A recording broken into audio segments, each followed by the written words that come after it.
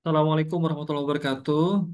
Selamat sore. Pada kesempatan kali ini, saya akan mempresentasikan tugas review jurnal untuk mata kuliah Sustainable Development Goals pada program studi doktoral ilmu lingkungan.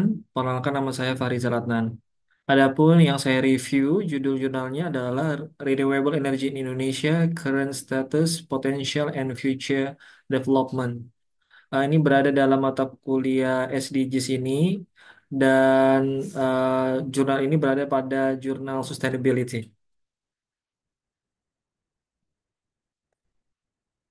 Pada introduction dijelaskan bahwa yang pertama pada tabel 1 kita melihat primary energy supply in Indonesia. Kebanyakan sumber energi Indonesia itu adalah berasal dari coal atau batu bara, minyak, gas, dan sedikit sekali berasal dari renewable energy, hanya sekedar 11,3%. Renewable energy sendiri terdiri dari hidro, geothermal, solar, atau cahaya, wind ataupun angin, biofuel, atau bioenergi dari biomasa, dan biogas. Berasal dari gas-gas yang dihasilkan seperti metana dan seterusnya. Dan eh, di gambar satu terlihat bagaimana persentase eh, emisi yang dapat diturunkan dari tahun ke tahun eh, sangat progresif. Pada layout of content pada gambar 2 terlihat pada apa saja konten dari jurnal ini. Introduction, pendahuluan, metode, energi policy in Indonesia, kebijakan energi di Indonesia, lalu energi consumption in Indonesia, konsumsi energi di Indonesia, lalu ketersediaan sumber energi, bagaimana situasi energi saat ini dan potential and future development, pengembangan di masa yang akan datang dan potensinya, dan terakhir adalah konklusi. Jurnal ini lebih kepada artikel review ya terkait dengan beberapa perkembangan terkini terkait dengan energi baru terbarukan yang erat kaitannya dengan Sustainable Development Goals, di mana juga di Indonesia kebijakan Presiden Prabowo adalah swasembada pangan dan energi. Sehingga kami melihat ini jurnalnya berkesesuaian pada aspek-aspek tersebut. Metodologi dalam jurnal review ini pertama ada identification topic, studi literature, yang ketiga screening, analysis and synthesis, and organizing review article. Eh, Berikutnya adalah penjelasan tentang situasi energi saat ini. Di sini menjelaskan secara detail pada tabel 2 terlihat eh, penggunaan jenis-jenis sumber energi, lalu penggunaannya pada industri, transportasi, perumahan dan lainnya. Lalu eh, sumber energi utamanya berapa dan dari power plant berapa yang dihasilkan. Nah, dari sini kita terlihat bahwa memang penggunaan paling banyak itu berasal dari batu bara yang majoritinya itu digunakan untuk industri. Dan berikutnya adalah natural gas atau gas alam ya. Itu sekitar 88.841. Ini jumlah energi yang dalam juta BOE. Nah, ini terlihat persentase penggunaan minyak dan gas ya, persentasenya dari tahun ke tahun ya. Lalu pada solar energy production dan produksi pada hydrothermal power plant ini kita ngelihat potensinya juga sebenarnya meningkat ya. Penggunaan cahaya matahari sebagai sumber energi dan penggunaan sumber energi dari air itu juga meningkat. Kalaupun terkait dengan panas bumi itu meningkat walaupun tidak terlalu signifikan ya angkanya.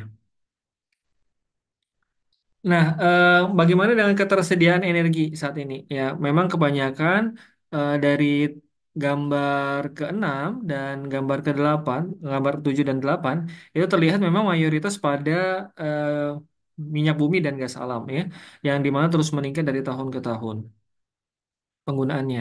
Tetapi ternyata dari produksinya itu terus mengalami penurunan sehingga kita memang sangat bergantung pada eh, impor energi dari luar ya. Sedangkan kalau apa namanya produksi batu bara itu naik dan turun, tetapi sebenarnya tidak pernah lebih rendah dari 500 juta ton setiap tahunnya. Dari tahun ke tahun naik dan turun. Oleh karena itu memang kebanyakan mengapa menggunakan batu bara karena ketersediaannya yang masih sangat banyak.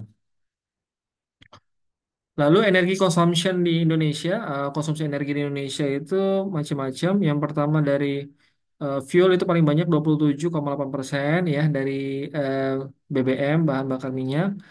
Ada produk-produk yang di apa namanya gabungan ya hibrid, electricity dari listrik dan lain-lainnya itu juga terlihat dari gambar ini. Lalu energi consumption-nya paling besar tentu saja adalah dari others. Others ini termasuk dalamnya itu adalah selain transportasi, industri, perumahan, dan komersial.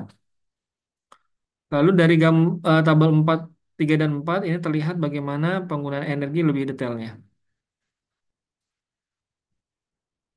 Nah, dari gambar ini eh, pembagian-pembagian energi consumption pada beberapa sektor pertama adalah sektor transportasi. Ternyata penggunaan gasolin atau bensin yang RON 90 itu paling banyak. Diikutin adalah RON yang 18. RON ini adalah angka oktan, di mana kalau paling tinggi angka oktan itu lebih baik. Lalu 88 aftur. Aftur ini memang penggunaannya buat pesawat terbang, gasolin CN51, CN53, lalu minyak, MDF, dan kerosin. Pada industri juga terlihat bahwa paling banyak itu ada dari listrik. Listrik tentu saja kalau di Indonesia kebanyakan dari batu bara ya asal awalnya biogasolin, gasolin, CN48, MDF, dan briket. Nah, terlihat di sini kalau dari briket ternyata ada potensi yang besar juga walaupun tidak apa namanya belum digunakan karena availability-nya masih banyak pada listrik dan minyak bumi dan gas alam dan batu bara. Kalau di rumah tangga itu kebanyakan listrik dan LPG, sedangkan pada di komersial paling banyak listrik. Oke. Bagaimana kalau penggunaan energi di sektor-sektor yang lain? Ya, kebanyakan biogasolin atau bensin yang berasal dari tumbuh-tumbuhan. Lalu untuk hydropower atau pembangkit energi dari tenaga air itu terlihat juga dari tahun ke tahun ada peningkatan kapasitasnya. Di tabel 5 dan 6 ini terlihat juga potensial energi potensialnya hidroenergi 75 gigawatt. Lalu untuk geothermal, bioenergi, solar, wind atau angin dan mikrohidro atau air terlihat di sini. Memang paling banyak itu adalah dari sumber dari cahaya matahari atau solar. Totalnya sekitar potensi energi terbarukan itu sekitar 419 gigawatt. Nah, kalau potensi energi air itu terlihat juga di sini, baik itu hidro maupun mikrohidro ya. Ternyata dari apa namanya 7 wilayah pulau ini paling besarnya adalah di daerah Papua. Untuk hidro, sedangkan kalau untuk mikrohidro kebanyakan di daerah Sumatera. Ini adalah tabel ketujuh penjelasan tentang distribusi geotermal. Baik itu di pulau-pulau yang ada, 8 pulau yang ada, paling banyak adalah kalau untuk geotermal itu adalah daerah Sumatera diikuti oleh Jawa dan lain-lain. Sedangkan untuk bioenergi itu terlihat pula di sini dari gambar ini memang paling banyak itu berasal dari Riau. Ya, geothermal power plant juga terlihat ini kapasitasnya terus meningkat. Begitu pula juga eh, bioenergi eh, pembangkit bioenergi yang sudah diinstal itu juga terus meningkat tiap tahunnya. Ini adalah kalau soal apa namanya pembangkit listrik tenaga cahaya matahari ini terlihat dari 34 provinsi angkanya wilayah yang telah di apa namanya diaplikasikan dan kemampuan potensinya itu terlihat. Lalu power plant yang sudah terinstal itu juga terus meningkat. Tahun 2021 sekitar 201,1 kapasitasnya megawatt.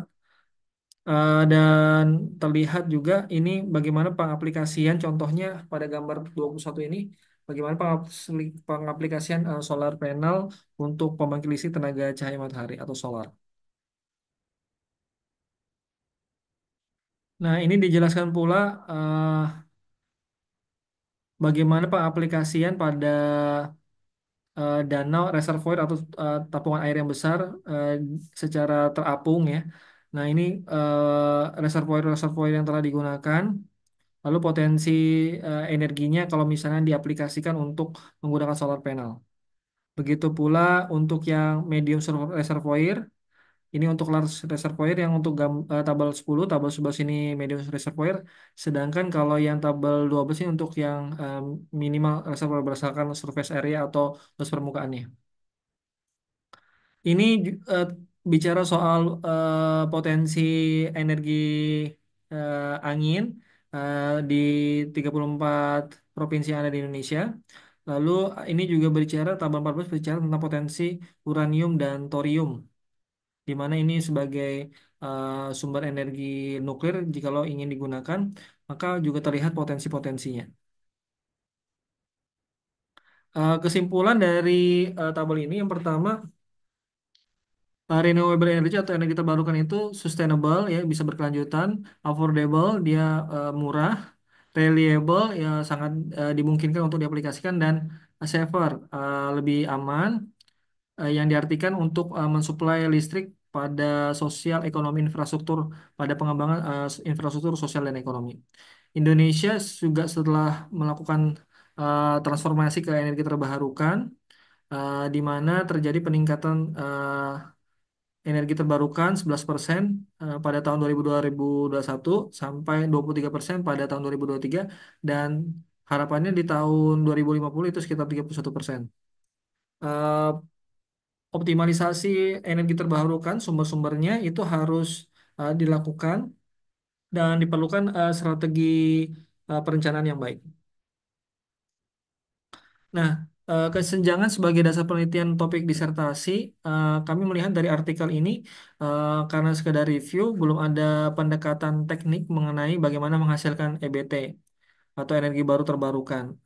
Kami melihat tadi dijelaskan juga tentang konversi biomasa juga memiliki potensi, dan kalau dilihat dari potensi dari Kalimantan Timur, kenapa di Kalimantan Timur ini banyak sekali biomasa yang kira-kira bisa dikonversikan menjadi energi baru terbarukan. Lalu kami eh, berharap kami bisa mengajukan judul terkait dengan integrasi pengolahan palm oil mill effluent. Ini adalah limbah cair sawit dan limbah padat sawit. Limbah padat sawit itu sendiri bisa janjang kosong, bisa cangkang, bisa serat, dan lain-lain, itu menjadi energi baru terbarukan. Jadi nanti kami akan melakukan pengolahan pada limbah cair dan limbah padatnya, tapi di sisi lain juga bisa menghasilkan energi baru terbarukan. Mungkin demikian, terima kasih atas waktu dan kesempatannya. Demikian presentasi saya untuk tugas SDGs, Sustainable Development Goals, untuk program studi S3 Doktoral Ilmu Lingkungan. Wassalamualaikum warahmatullahi wabarakatuh.